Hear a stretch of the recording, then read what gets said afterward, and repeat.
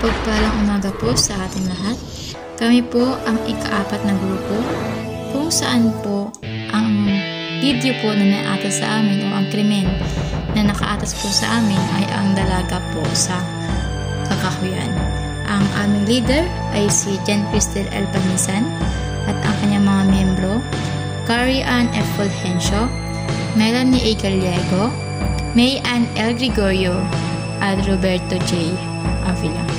Ang collaboration po ito ay sa pamamagitan po ng BED3A at ang CTHM.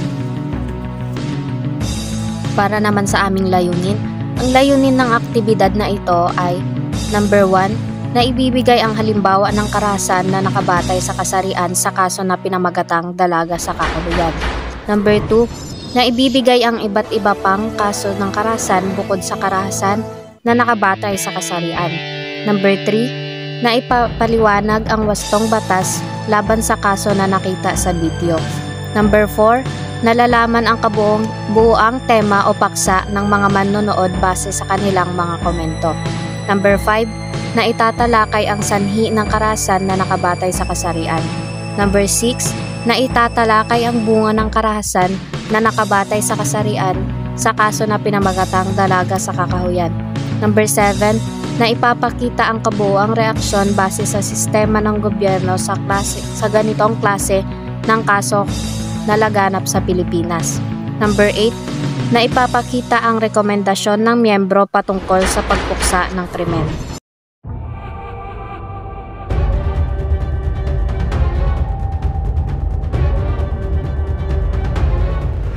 Dumako naman po tayo sa introduction. Kahirapan, nababalot ng dilim, at masasamang gawain kung ituring ang Pilipinas dahil sa mataas na porsyento ng krimen. Kung ating bibigyan ng pansin, halos walang sapat na posibilidad ang mga nasa abilidad at kung patunay lamang ito kung gaano kasagana sa krimen ang bansa. Nakakalungkot kung isipin, ngunit ito ang katotohanan at realidad. Ngunit bakit nga ba hindi mapuksa ang mga ito? Ano nga ba ang mga dapat isaalang-alang upang bawasan ang ganitong klaseng krimen? May kinalaman ba ang karahasan na nakabatay sa kasarian sa bawat krimen? At ano ang kanilang magiging parusa? Halina't saliksikin ang kasong na itampok sa ika-4 na pangkat na pinamagatang dalaga sa kakahuyan.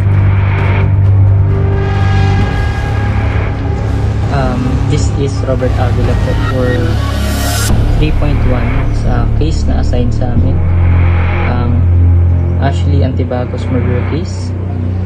Naganap ang crime, ang krimen sa Sitio Punta, Barangay Kawayan, Claveria, Masbate noong October 11, 2022, 5 AM ng umaga. Inutusan kumuha ng panggatong itong biktima ng kanyang magulang. Pero bago yun, inutusan muna siyang maghatid ng pagkain sa tiyahin niya. Kasama itong suspect na si Vicente Aramento. Bale, pagkahatid ay nakasunod si Vicente sa kanya. Kahit dahil ni Vicente ay mauna ng mga ko kasi namahan niya. So, mako-consider natin yun as stalking kasi hindi naman siya binigyan ng consent ng biktima na samahan siya. Pagkatapos nilang maihatid ang pagkain ay sumunod dumiretso na sila sa kakahuyan para maghanap ng panggatong, which is nakita ulit na nakasunod yung si Vicente sa biktima.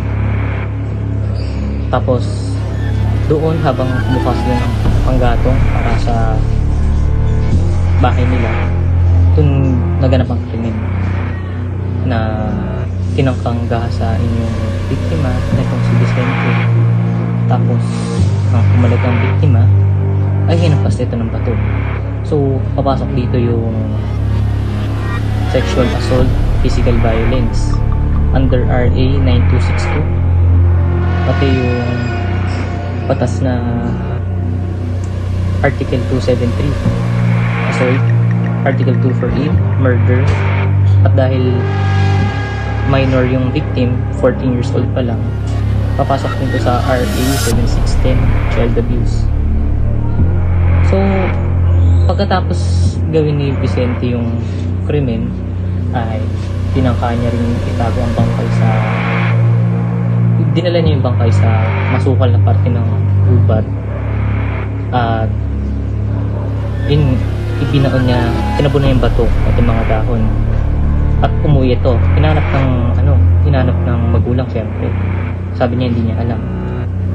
Tapos yun, pagkadating ng tanghali ay dumating na yung tatay nitong biktima. Nag-form na sila ng search party, tulong ng barangay. Unang-unang araw hindi nakita. Pero nung pangalawa, natagpuan na yung bangkay at nagtawag na ng mga pulis, ng investigador para suriin yung ebidensya na naiwan doon.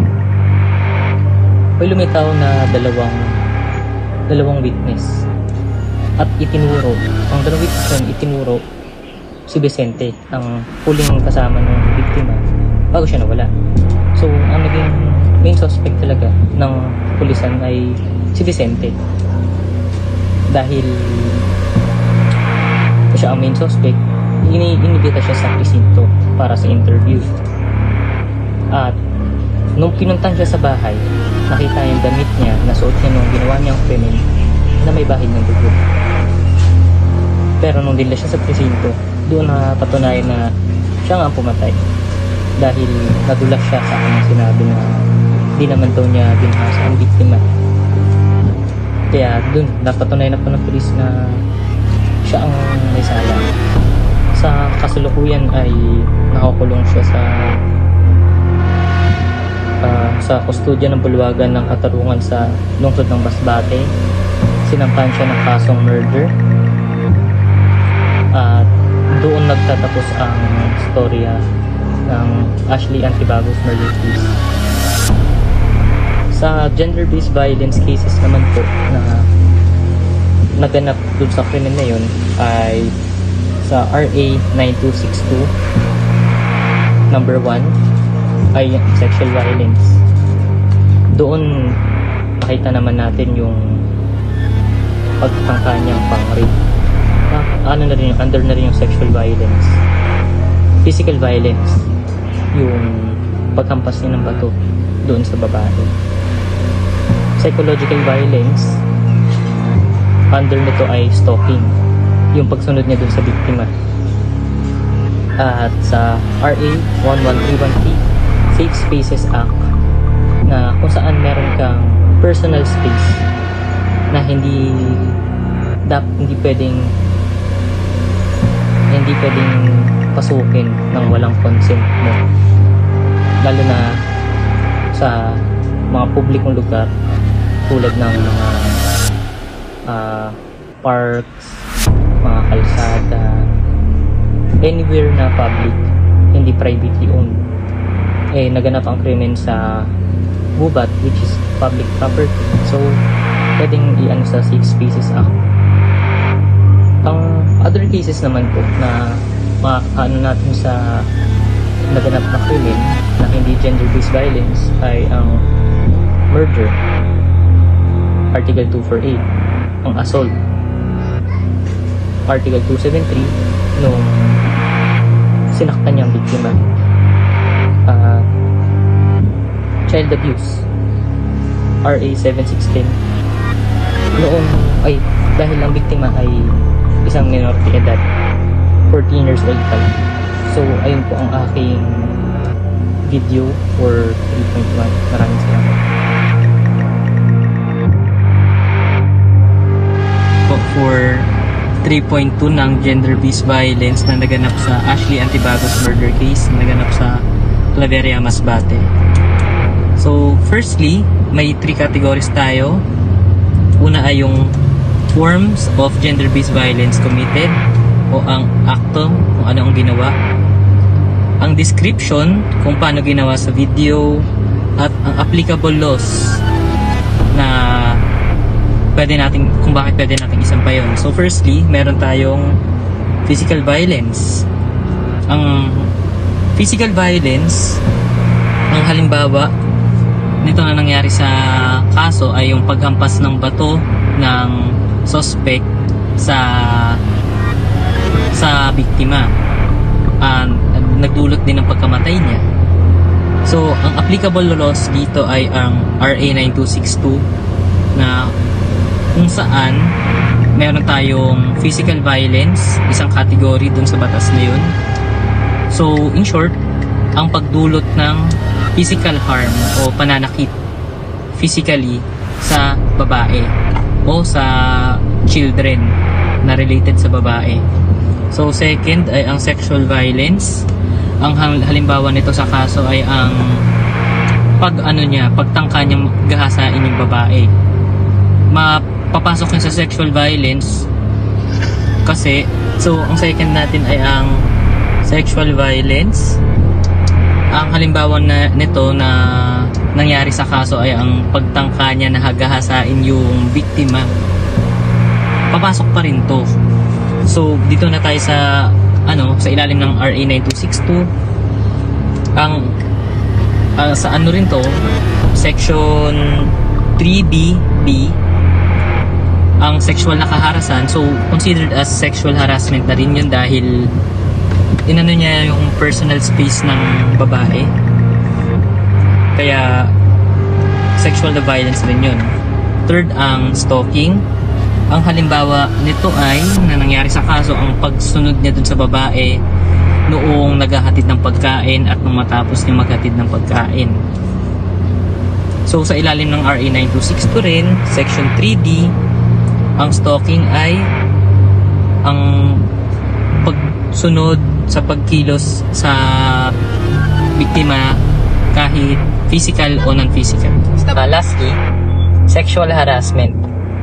Ang halimbawa nito na ng pangyayaring na crime na nangyari doon sa documentary ay ang pagtangka niya sa pag-rape. Kasi nahawakan niya sa braso, which can be considered as sexual harassment. Kasi wala namang consent ng biktima na pumapayag siya na mahawakan siya sa part na yun. So under RA 11313 Safe Spaces Act, bawal mong i-invade ang personal space ng isang individual nang walang consent. At pwede lang itong maganap ang RA 11313 pag nasa public place ka, tulad ng parks, beaches, gubat kung saan naganap ang krimen. Gubat is a public space. Ang private space naman is yung private homes. Kaya papasok dito ang RA 11313. So ayun po ang 43.2. Robert Avila po. Thank you po. So, meron kaming 4 things of comments. Ang number 1 is pagkagalit sa suspect at pamilya ng biktima. Number 2 is pagdadalamhati o pagkalungkot. And number 3 is paghingi ng hustisya. And number 4 is pagbibigay aral base sa naging.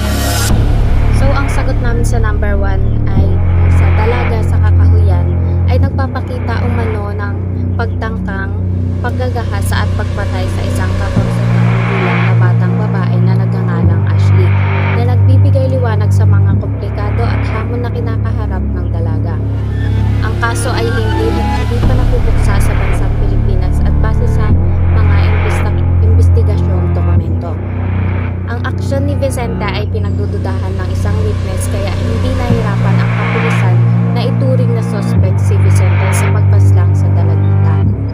Pinapakita rin sa video na ang ginawa ni Vicente kay Ashley ay nagbibigay liwanag dahilan kung bakit narahas at namatay si Ashley. Malinaw din na pinagtangkaan na gahasain ni Vicente si Ashley dahil sinigurado ni Vicente na sa hindi mataong lugar sila mangahoy ni Ashley dahil hindi niya mapigilan ang kanyang sarili. Sinasabi din na hindi pa tuluyang nalulutas ang kaso dahil hindi pa masyado malinaw ang mga ebidensya. Pero sa kadahilan ng kakaibang aksyon ni ideya na si Vicente nga gumawa nun kay Ashley at dahil siya rin ang kasama ni Ashley na nangahaw. So itong kasong to magbibigay siya liwanag sa mga parents natin or mga magulang natin na wag ibigay yung buong tiwala sa isang kaibigan na kakilala or kakakilala pa lang kasi hindi natin alam kung anong gagawin nila sa anak natin. Magandang umaga po. Ngayon naman po dumako po tayo sa datos ng komento.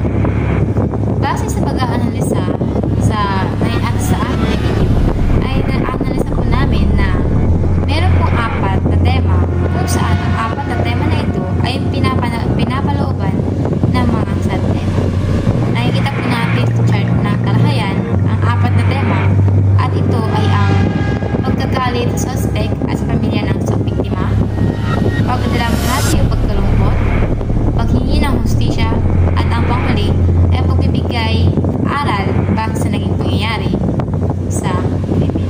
So ito pong 4 po na ito, ang bawat isa po nito ay meron po mga subtema kung saan nakikita po natin kung ano po yung pinakamataas na porsyento na nakuha base po doon sa mga komento po ng mga netizen. Una po ay ang pagkagalit sa suspect at sa pamilya ng biktima. So dito po sa una pong tema ay meron pong 2 subtema na nakapaloob at ito po ay ang pagnanasa ng suspect na merong 16% at ang pagtitiwala at kapabayaan na magulang ng biktima na meron pong 14%. So base po dito sa subtema po na ito, sa mga porsyento po ng subtema ito ay makikita natin at mapapansin natin na ang pinakamataas po ng porsyento ay nasa pagnanasa ng suspect. Na makikita po natin sa video na nandun nga na ang pagnanasa ng suspect sa isang biktima na si Ashley. Doon po, at isa rin po yung sa reason, sa dahilan kung bakit nga ando yung pagkagalit ng mga netizen sa ating suspect. Then ang ikalawa naman po dito ay ang yung pagdadalamhati o pagkalungkot. At makikita po natin sa video or sa mga komento sa isang video ay makikita po natin doon na puro kalungkutan at puro pagdadalamhati po ang nakasaad sa ating po mga komento. Ay po nakalap doon po sa 100 comments po. Ayan, so meron po mga subtema na nakapaloob po doon po sa pagdalamhati o pagkalungkot. Isa na po dito ay ang paglabag sa karapatang pantao na meron pong 11% at ang diskriminasyon sa kakayahan ng kababaihan na meron pong 18%. Dito po, makikita po natin dito na doon po sa diskriminasyon sa kakayahan ng kababaihan ay meron pong nagsisilbi na meron pong gender stereotyping po na nagsisilbi kung saan mas pinaniniwalaan po niya ang mga kabaihan ay mga mahihina. Diba? Makikita po natin po sa video na hindi porket babae po yung biktima is mahina na po siya, kundi ando lang po na mas nanatili po or mas nanaig po suspect yung kanya po pagnanais sa laman. Di po? Kaya po nagkaroon po tayo ng 18% doon po sa pinanood sa mga komento na ay po nakaalam. Kaya po andun po na nanadalamhati po yung mga netizen or nalulungkot sila dahil sa ganong edad pa lamang ng babae or ng biktima ay naranasan niya na yung ganong klase ng karahasan na nangyari sa kanya or nangyari mismo sa kanya. Ayan. So ngayon naman po, dumako po tayo sa ikatlong tema na meron po dito is yung paghingi ng hustisya. Kung saan meron po siyang isang subtema na ito po ay ang krimen, which is kung saan po meron po tayong 10% or 10%. Ayan. So dito po sa ating pong pangatlong tema, which is kung saan po yung paghingi ng hustisya, ay dito po na naglalaman po ito ng isang krimen kung saan nagdulot po ng tensyon at pagnanasa sa suspect sa biktima ay nagawa nito ang isang madali na pangyayari. So guys po, base po sa amin po nakalat na komento, nais po ng mga netizen or ng mga nanonood na bitayin or ibalik yung sistensya ng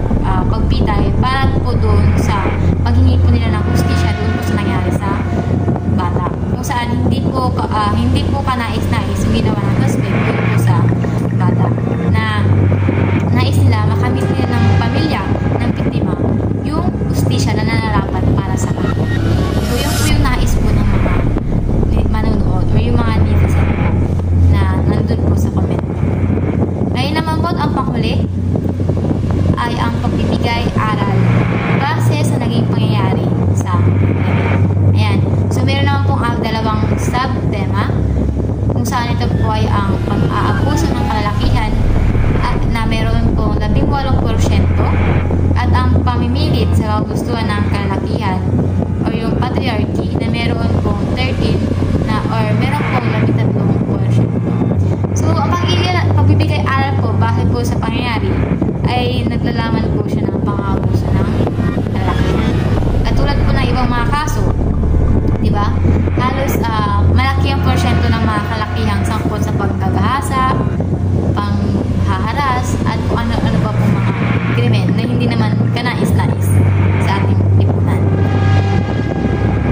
At maging po doon sa pamimili sa kagustuhan ng kalalakihan na tinatawag po sa isang panghaharas sa mga kababaihan. Dito po ay mas pinapriority or mas binibigyang pansin po nila yung pagnanasa po ng kanilang laman kaysa po doon sa batas or sa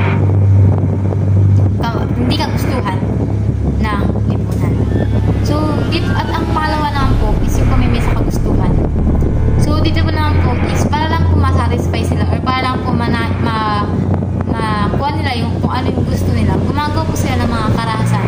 Katulad nga po nitong video na amin po napanood ay talaga nandoon na dahil sa pagnanasa ng kanyang laman ay nagpagawa siya na hindi ka nais-nais sa mata ng lipunan na meron pong 13%.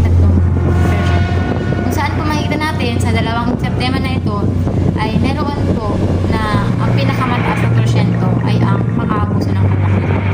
Na kahit na kasi ang tingin ng ibang tao ay ang mga kababaihan ay mahihina.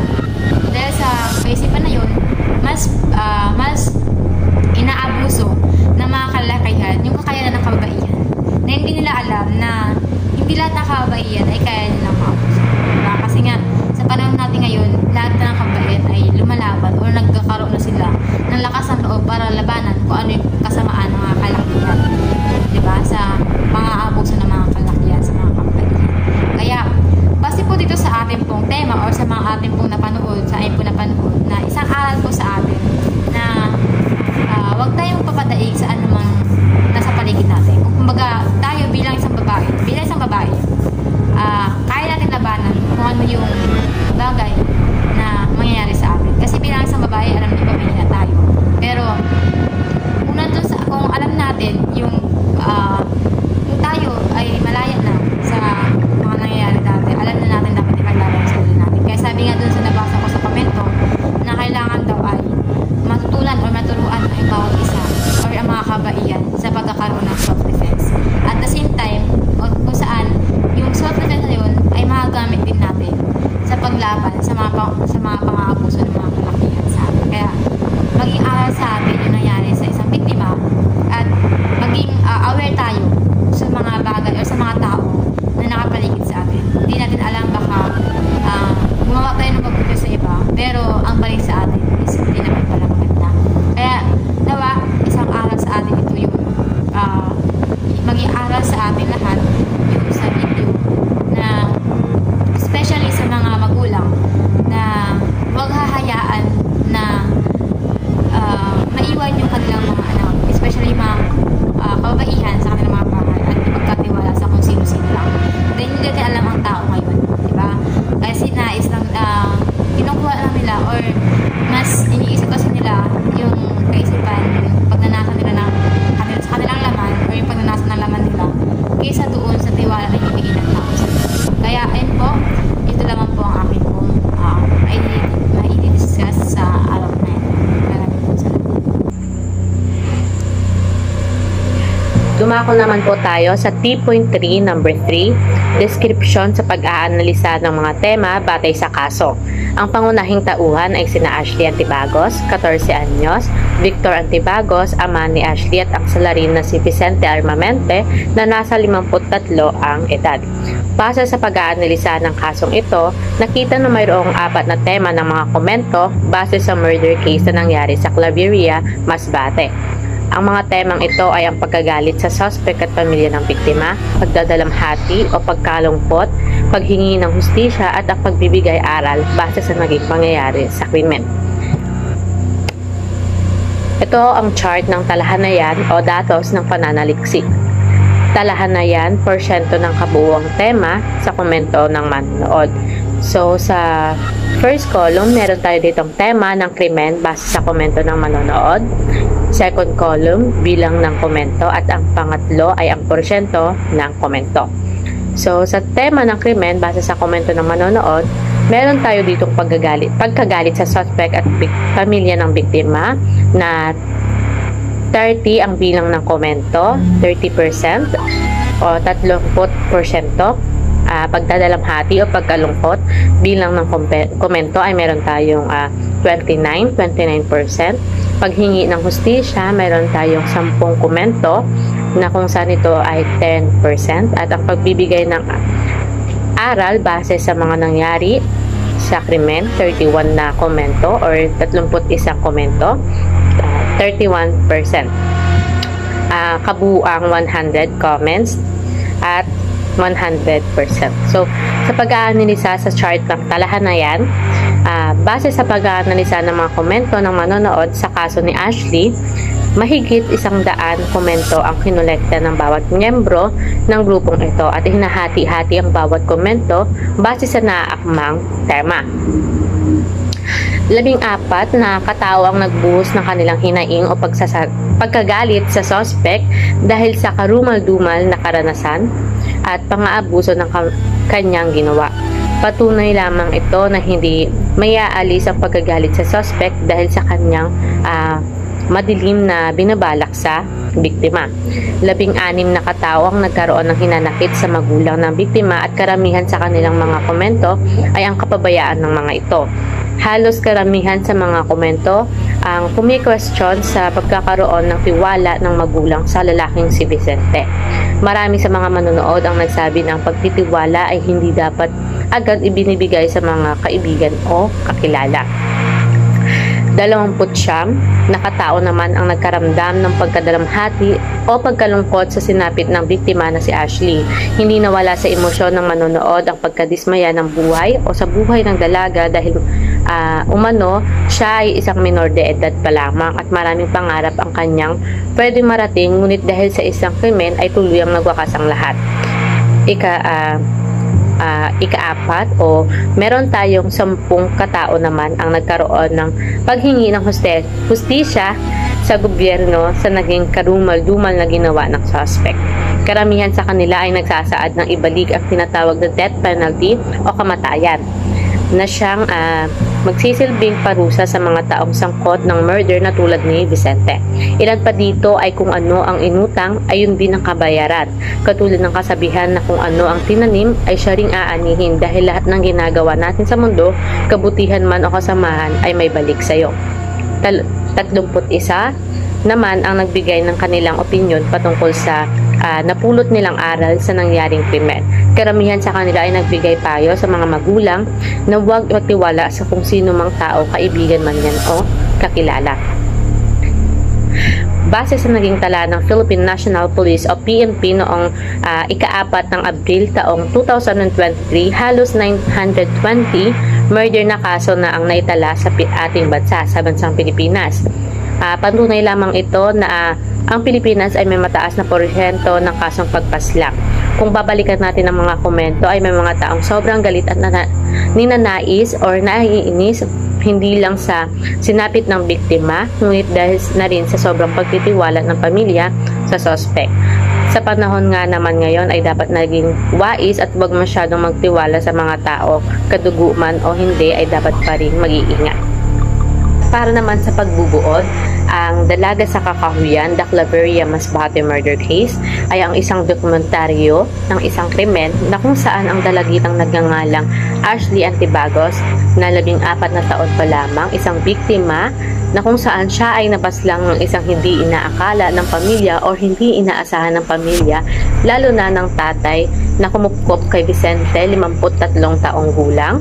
Suspect ay kayang gawin iyon sa anak na kumupkop sa kanya na si Victor, ama ni Ashley, Antibagos. Sa pag-aanalisa ng kaso ay nagkaroon tayo ng 100 komento at nakabuo tayo ng 4 na tema base sa mga komentong naaayon sa murder case na nangyari sa Claveria, Masbate. Mayroon tayong tema ng pagkagalit sa suspect at sa pamilya ng biktima, pagdadalamhati o pagkalungkot, paghingi ng hustisya at ang pagbibigay aral base sa mga pangyayari. So, sa mga komentong iyon, 14 na katao ang nagbuhos ng kanilang hinaing o pagkagalit sa suspect dahil sa karumal-dumal na karanasan at pag-aabuso na ginawa. 16 naman na katao ang nagkaroon ng hinanakit sa magulang ng biktima at karamihan sa kanilang mga kwento ay ang pagkababayaan ng mga ito. 29 naman ang nakaramdam ng pagkadalamhati o pagkalungkot sa sinapit ng biktima na si Ashley. 10 naman na katao ang nagkaroon ng paghingi ng hustisya sa gobyerno na naging karumal-dumal na ginawa ng suspect at ang kahilingan nilang pagbabalik ng death penalty o kamatayan para sa mga taong sangkot ng murder katulad ni Vicente. At 31 naman ang nagbigay ng kanilang opinyon patungkol sa napulot nilang aral sa nangyaring krimen. Sa tala ng PNP o Philippine National Police noong ika-4 ng Abril taong 2023, halos 920 murder na kaso ang naitala sa bansang Pilipinas. Ito ay nagpapatunay na ang bansang Pilipinas ay may mataas na porsyento sa kasong pagpaslang.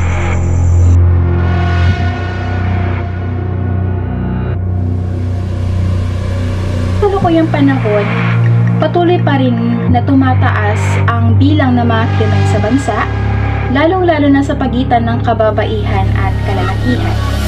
Kaya ang mga sumusunod ay nagpapakita ng ilan sa mga sanhi ng gender-based violence. Una, pagkakaroon ng baluktot o maling paniniwala na kung saan ang mga kalalakihan ay may kakayahang kontrolin ng kababaihan dahil sila ay tinuturing na mahina at walang kakayahang lumaban. Sa panahon natin ngayon, isa sa mga maling paniniwala ng nakararami ay ang kababaihan ay isang mahina na nilalang.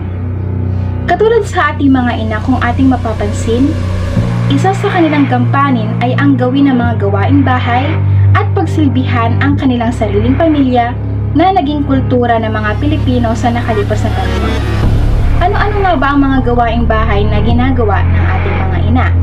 Halimbawa na lamang po dito ay ang paglalaba, paghuhugas ng mga pinggan, pagsisilbihan ang kanyang asawa at ang kanyang mga anak. Sinasabi rin na ang mga babae ay walang kakayahang gawin ang mga gawaing pangkalalakihan. Halimbawa na lamang po dito ay ang pagdating sa politika, ang pamamahala sa isang lipunan, sa ekonomiya at sa iba pang sektor ng organisasyon. Ngunit sa pagdaan ng panahon, napatunayan na ang kababaihan ay kayang pumantay sa kalalakihan. Sa kasong inatas sa aming grupo, marami mga kababaihan nga naman ang biktima ng anumang karahasan, katulad na lamang sa kaso ni Ashley. Dahil itinuturing na siya ay isang babae, pinagsamantalahan ng sospek ang kanyang kakayahan upang gawin ang karumal-dumal na pangyayari. Sa kasong ito, sumasalamin lamang ito na may mga pang-aabuso pa rin na nagaganap sa mga kababaihan dahil sa kanilang kakayahan na naging kultura sa bansang Pilipinas. At ito ay ang kahinaan at walang kakayahang lumaban sa mga kalalakihan upang ipagtanggol ang kanilang mga sarili. Pagdanas ng psikolohikal na problema na kung saan ang isang individual ay nakakagawa ng maling gawain dulot ng walang kakayahang kontrolin ang kanyang emosyon sa mga pangyayari. Halimbawa na lamang dito ay ang pagdilim ng paningin, pagkagalit, pagkapuot o ang tensyon.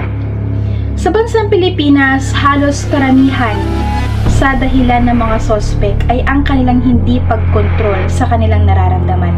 Kaya sila nakakagawa ng anumang krimen o karumal-dumal na pangyayari sa kanilang mga biktima. Tunay nga namang isang malaking dagok sa buhay ng isang tao na kontrolin ang kanyang emosyon. Katulad sa kaso na ito na pinamagatang dalaga sa kakahuyan, sumasalamin ito sa pagkakaroon ng sospek ng psikolohikal na problema at isa sa halimbawa dito ay ang tensyon o pagnanasa na kanyang naramdaman sa biktima. Kaya kung ating mapapansin sa video, ang suspect po ay may pagnanasa sa biktima na si Ashley, which is siya po ay 14 anyos lamang.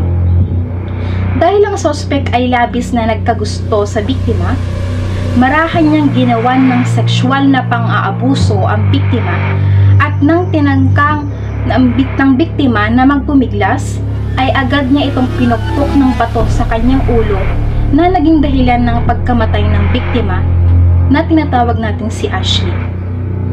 Dahil sa pagkakaroon ng tensyon ng suspect sa pagnanasa sa biktima, ay nagawa niya ang karumal-dumal na krimen. Lumalabas na ang suspect ay nagkaroon ng walang kontrol o siya ay nawalan ng kontrol sa kanyang nararamdaman kaya nagawa niya ang ganong bagay.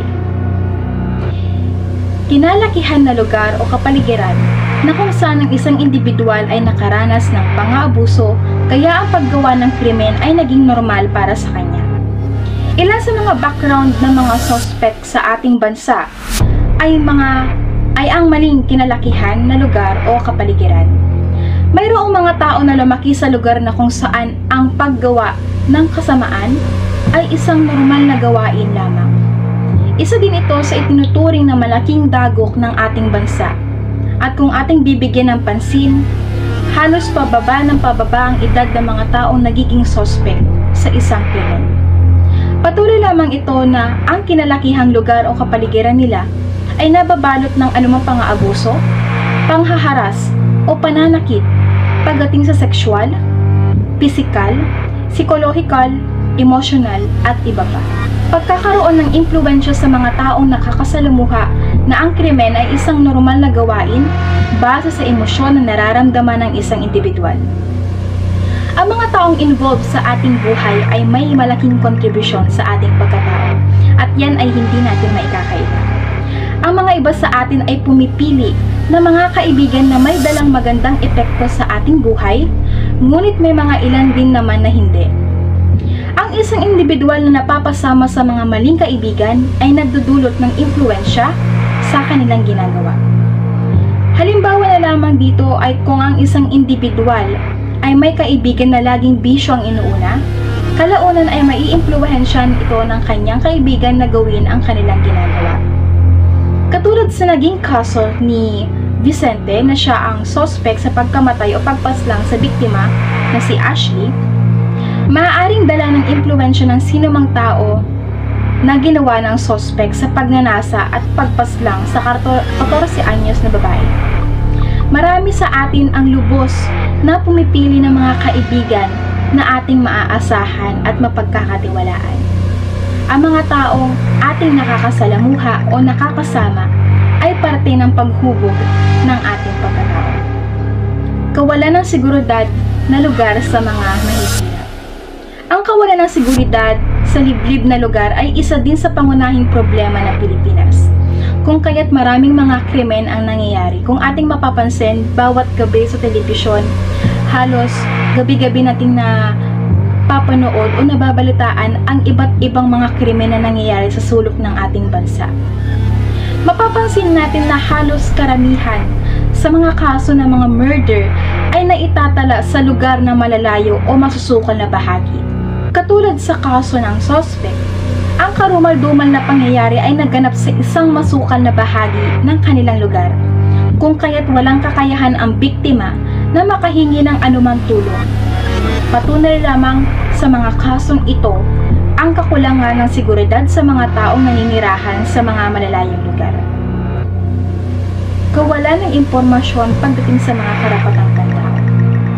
Bago natin analisahin ang sagot na ito, ano nga ba ang tinatawag nating karapatang pantao? Lahat ba tayo ay may karapatan na mabuhay sa mundong ibabaw? Sinasabi na ang karapatang pantao ay isang konsepto na nagbibigay ng proteksyon at pagkilala sa dignidad at ang batayang kalayaan ng bawat individual. Sa kasong pagpaslang kay Ashley, ay nalabag na dito ang kanyang karapatan at ang karapatan na ito ay ang karapatang mabuhay. Ang ang biktima ay isang minor de edad pa lamang, ngunit nakaranas na ng madilim na pangyayari sa kamay ng suspect. Dahil sa mga krimen na nangyayari sa bansa, lumalabas na may kawalan ng impormasyon ang nakararani sa karapatang pantao. Mahirap man tanggapin, ngunit ito rin ang katotohanan. Katotohanan na kung saan ang karapatang pantao ay unti-unting natatapakan at ang paggawa ng krimen ay unti-unting nagiging normal sa lipunan. Ano ang sumusunod ay ang sa biktima na si Ashley. Ngunit ito ay ang sexual at physical na pang-aabuso at pangharas. Bigla ang pangharas sa pamamagitan ng suspect sa biktima.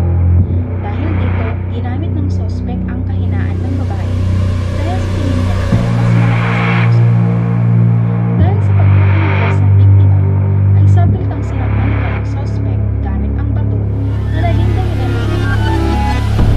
Napapansin natin sa video na ang suspect ay marahin niya at hinaras niyang hinalikan ang biktima na si Ashley. Dahil sa gusto niya tumakas ang biktima sa madilim na balak ng suspect, ay agad itong sinaktan physical. Kung saan ay physical ng suspect ang bato at ipinagpapito sa biktima na nagmumula. Pangalawa, psychological na pang-abuso o tinatawag natin physical. Lumalabas na nagkaroon ng psychological na problema ang suspect dahil sa matinding pagmamahal ng suspect. Nagtutyak sa kanya na gawin ang ganong klase. Makikita sa video o sa kaso na investigador na ang kaso ni Ashley ay mayroong pagkakasa ng suspect sa kanya. Kung saan ang pagnanasa ng isang suspect ay isa sa naging dahilan ng paggawa ng physical at sexual na pang-aabuso at pangharas sa biktima. Ikatlo ay ang tinatawag nating murder.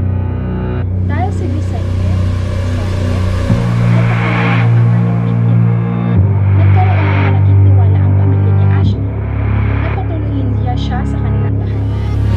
Ang pagkakaroon ng tiwala ng pamilya ang naging rason kung bakit matiniwag sa biktima na si Ashley. Tunay lamang ito na walang sapat na kaalaman ng pamilya sa naging kinalaman ng suspect. Mababalik natin kanina na kailangan lahat tayo ay may tiwala sa ating mga Ngunit marami rin ang nagsasabi na ang pagtitiwala sa ibang tao ay hindi dapat agad-agad ipagpapala. Katulad sa kasong dalaga sa katangian, ang ama ng biktima ay nagtiwala sa suspect na si Vicente, kung saan marami sa mga komento ang nagpulis ng kanilang hinaing sa pagtitiwala ng pamilya sa suspect na si Vicente. Sumunod dito ay ang Batas 113 na tinatawag nating Safe Spaces Act.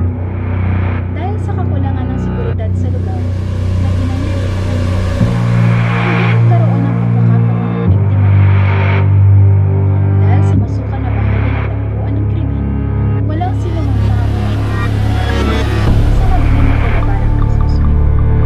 Napapansin natin sa video na ang lugar na pinangyarihan ay isang masukal at liblib. At hindi lamang ito, na ang seguridad sa Pilipinas ay hindi gaano mataas. Ay napapansin natin sa ibang kaso ng ibang mga suspect na sa maliblib, madilim at masukal na lugar. Panghuli ay ang tinatawag nating child abuse. Dahil sa naging aksyon ng suspect na walang saysay ang karapatang pangako ng biktima at isa sa mga sanhi nito ay ang kawalan ng sapat na impormasyon tungkol sa mga biktima, sapagkat ang biktima ay isang minor de edad pa lamang. Sa kasong child abuse, marami sa mga kabataan na pang-aabuso at pangharas, kung ito man ay psikologikal, physical, at sexual. Ang child abuse ay isa sa mga at karamihan dito ay ang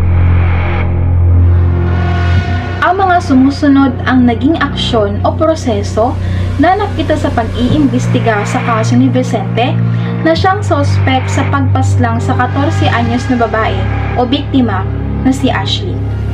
Una ay ang pagsusuri ng mga kapulisan sa lugar na hinihinala ang pinangyarihan ng krimen. Pangalawa, pagsusuri sa naging kalagayan ng biktima sa masukal na bahagi. Pangatlo, pagsusuri sa natamong sugat ng biktima. Ikaapat, pagsusuri ng dahilan kung paano namatay ang biktima. Ikalima, paghingi ng detalye sa naging witness ng krimen. Kaanim, pagsusuri sa tinutukoy na mastermind ng krimen. Ikapito, paghingi sa detalye ng suspect. At ikawalo, paghatol sa pagpapasya ng gobyerno sa kung anong batas ang isasampa sa suspect laban sa natamo ng biktima. Ang proseso ng mga kapulisan sa pag-iimbestiga sa kasong ito ay napakaganda sapagkat talagang nagkaroon sila ng proseso sa kung paano nila bibigyan ng hustisya ang pagkamatay ng isang dalaga.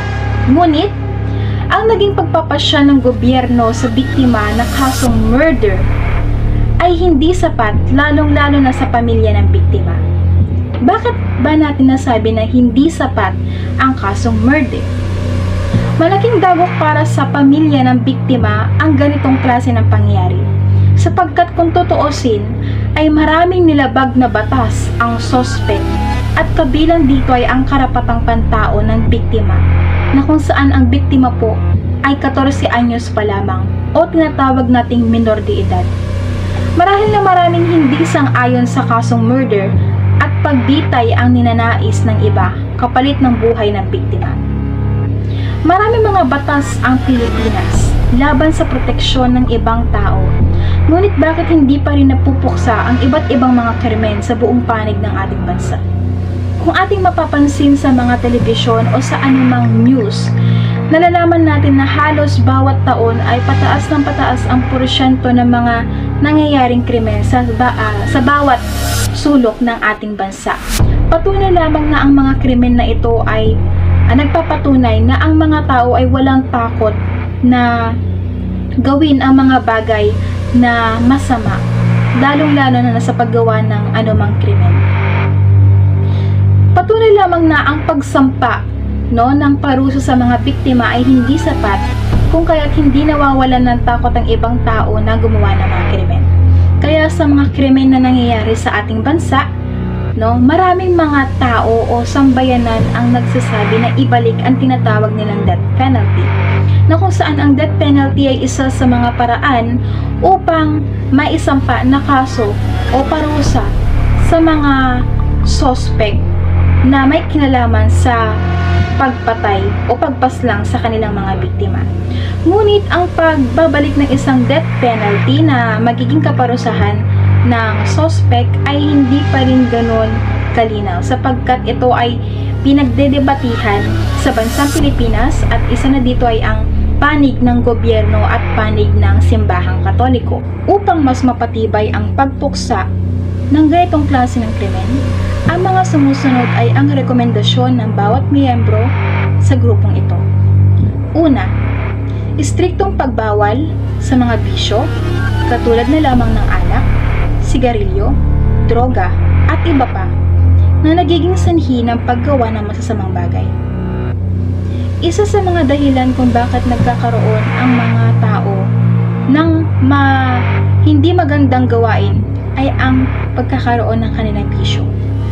Isa na dito ang tinatawag nating droga, na kung saan ang mga taong gumagamit ng droga ay nakakagawa ng isang malaking krimen o kasalanan. Dahil sa mga bisyo na ito katulad ng alak, droga at sigarilyo, hindi nila nakokontrol ang kanilang emosyon.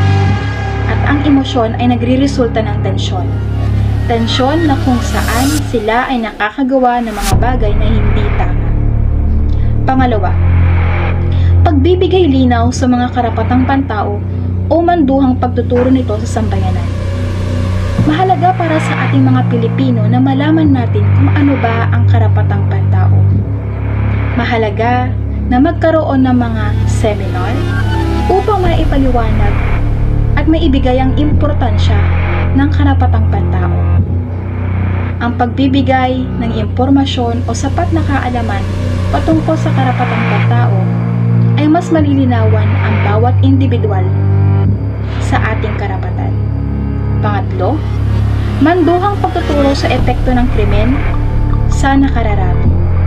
Katulad sa iba't ibang mga organisasyon na nagbibigay ng kaalaman sa kalusugan at iba pa, mahalaga din na malaman ng nakararami ang masamang epekto nito. Ang ganitong klase ng manduhang pagtuturo ay maaaring pagpapatupad ng seminar o maging sa pagkalat ng impormasyon na ito gamit ang teknolohiya na siyang popular sa kasalukuyang panahon. Ang pagbibigay ng impormasyon ay maaari nating magamitan sa pamamagitan ng teknolohiya, na kung saan sa kasalukuyan ang teknolohiya ang bumabalot sa ating mundo.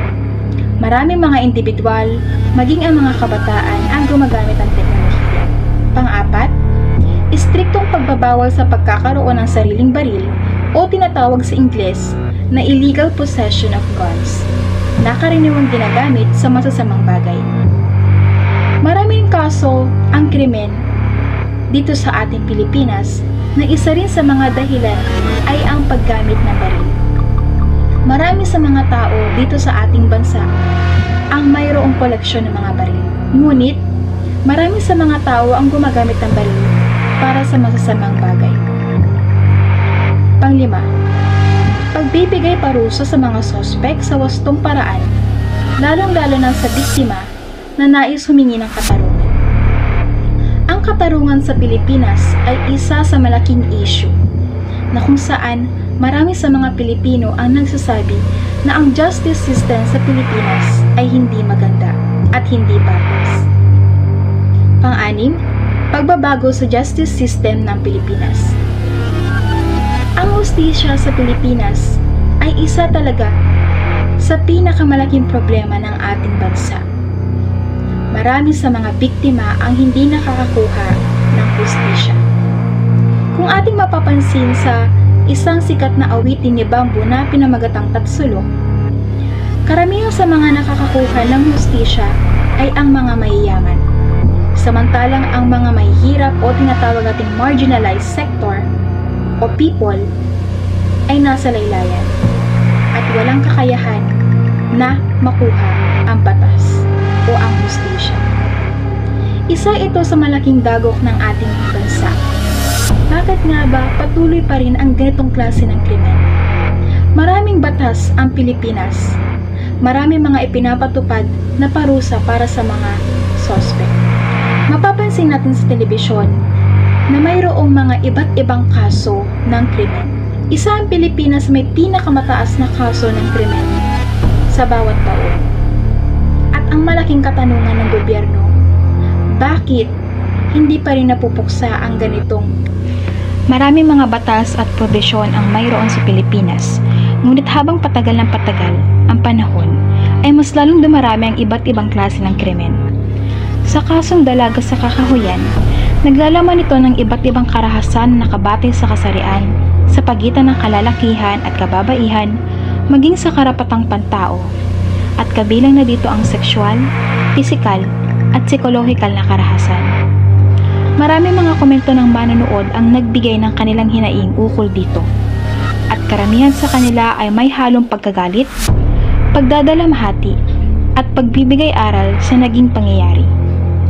Ang mga ganitong uri ng karahasan at pang-aabuso ay nagsisilbing hindi maayos ang naging patakaran ng Pilipinas dahil may mga tao pa rin ang hindi takot sa batas. Isa sa mga itinuturong magandang dahilan upang maiwasan ang ganitong uri ng pang-aabuso ay ang pagtalakay sa kahalagahan ng karapatang pantao, maging sa epekto na dulot ng krimen, at ang pagbabago ng hustisya sa Pilipinas. Sa kasalukuyan, marami pa rin ang mga sospek na naikukulong, ngunit hindi sapat ang parusa na ibinibigay sa kanila. Ang sitwasyon na ito ay nagsisilbi na ang Pilipinas ay walang maayos na hustisya laban sa sospek at biktima.